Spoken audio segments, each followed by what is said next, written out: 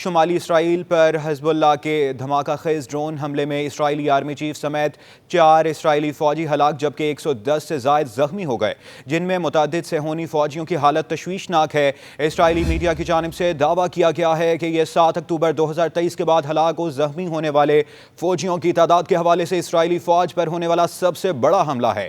عرب media کے مطابق لبنان سے آنے والے ڈرون نے اسرائیلی فوج کی گولانی بریگیڈ کی ٹریننگ بیس کو نشانہ بنایا۔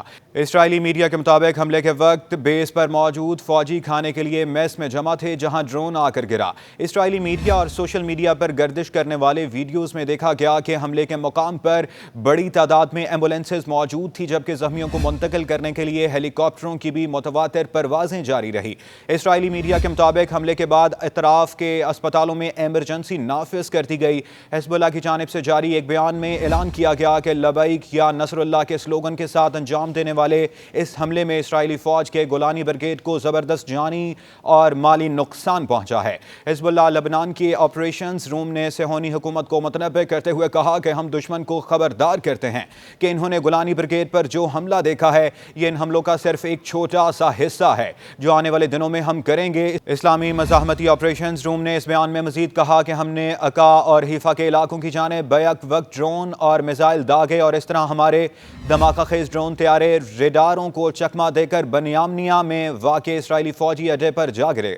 حزب اللہ کے آپریشنز روم کے اعلان کے مطابق اس حملے کا مقصد دشمن کو سبق سکھانا اور یہ بتانا تھا کہ ہم جب چاہیں اور جہاں چاہیں دشمن کو نشانہ بنا سکتے ہیں۔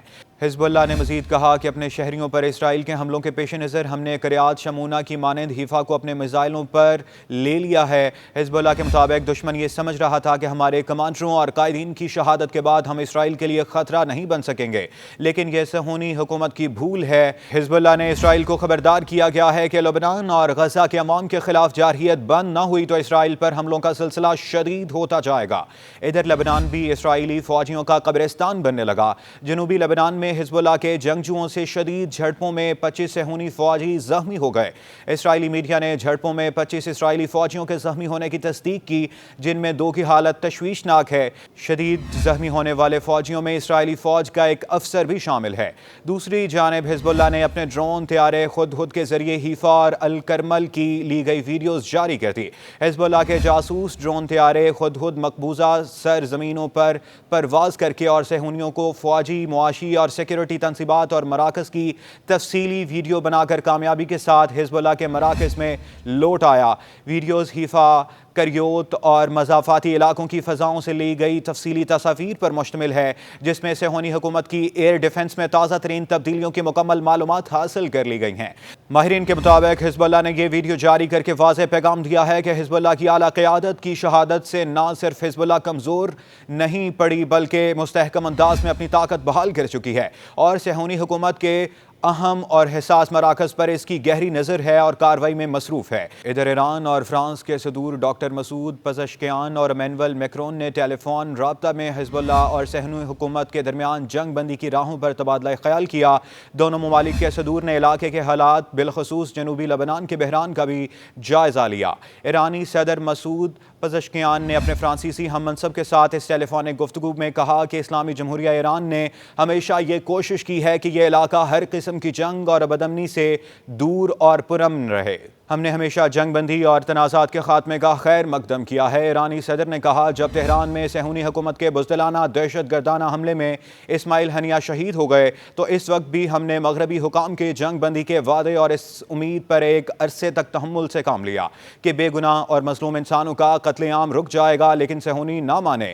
لیکن صہیونیوں نے نہ صرف غزہ پر بمباری اور جرائم بڑھا دیے بلکہ اس کا دائرہ لبنان تک پھیلا دیا۔ انہوں نے کہا کہ یہ حکومت کسی بھی انسانی اصول و ضوابط اور بین الاقوامی قوانین کی پابند نہیں ہے۔